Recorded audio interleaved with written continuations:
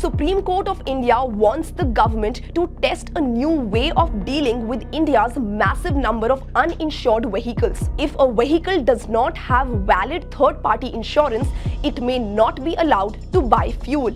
The top court has asked the centre and insurance regulator IRDAI to formulate a no insurance, no fuel pilot project under which the insurance status of vehicles could be checked at petrol pumps before the fuel is sold. The Supreme Court has also extended the mandatory third-party insurance period for new cars from 3 to 4 years and for new two-wheelers from 5 to 6 years. The reason for these measures is the scale of the problem. According to figures cited before the court, around 16.54 crore vehicles, that's roughly 56% of India's nearly 30 crore vehicles, do not have valid insurance. So, will petrol pumps actually start refusing fuel? When could this happen? And what changes for existing vehicle owners? And could buying a new car or bike become eventually more expensive? Hi, I'm Nupur and you're watching Control Z, your cheat code to navigating adulthood. First, let's separate what has changed from what is still being considered. The no insurance, no fuel rule is not in force across India right now. The Supreme Court has asked the centre and IRDAI to design a pilot project. That means there is no nationwide requirement today for petrol pumps to check your insurance before filing your vehicle.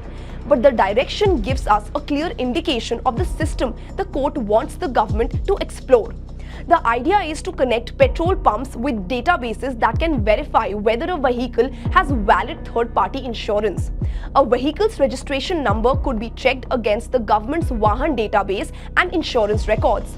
If the vehicle is found to be uninsured, fuel could potentially be denied until the owner renews the mandatory policy. And the court wants technology to be used beyond petrol pumps as well.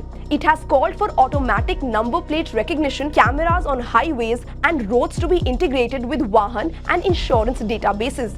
Now these cameras can read registration plates automatically.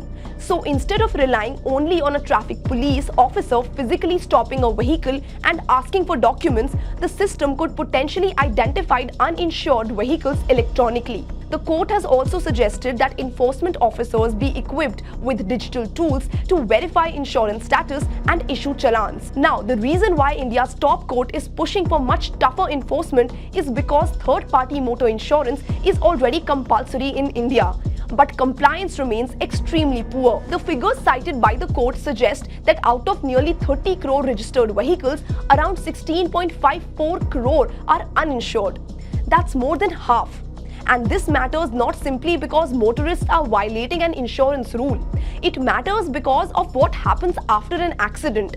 Third-party insurance is designed to cover a vehicle owner's legal liability if another person is killed, injured, or suffers property damage in an accident involving that vehicle. So, if an uninsured vehicle causes a serious accident, securing compensation can become much more difficult for the victim or the victim's family. The court's approach is essentially to make insurance compliance harder to avoid. Today, an uninsured vehicle owner may continue driving unless the violation is actually detected. Under a successful no insurance, no fuel system, insurance status could become something that is checked during one of the most routine activities associated with owning a vehicle, that is buying fuel. But here's another part of the Supreme Court's intervention that could have a more immediate financial implication for people buying new vehicles. The mandatory period for third-party insurance is being increased. Currently, new private cars come with 3 years of mandatory third-party insurance, while new two-wheelers come with 5 years of insurance. Now the Supreme Court has extended those periods to 4 years for new cars and 6 years for new two-wheelers. That means buyers of new vehicles could have to pay for an additional year of third-party cover upfront. And that could increase the initial insurance cost attached to buying a new car or bike. So what does all of this mean if you already own a car or a bike? Well, for existing vehicle owners, the bigger development to watch is the proposed fuel-linked enforcement mechanism. If the government successfully creates the pilot and eventually expands it, allowing your third-party insurance to expire could have a much more immediate consequence. It would no longer simply expose you to a penalty if you are stopped by the police. your vehicle could potentially be flagged when you try to buy petrol or diesel. There are still major practical questions the government will have to answer. For instance, how quickly will insurance renewals reflect in the database? Or what happens if the database incorrectly shows an insured vehicle as uninsured? Or how will petrol pumps verify millions of vehicles without creating delays? And what happens in areas where digital connectivity is poor? Those are precisely the kind of issues a pilot project would need to test before such a system could be considered for wider implementation.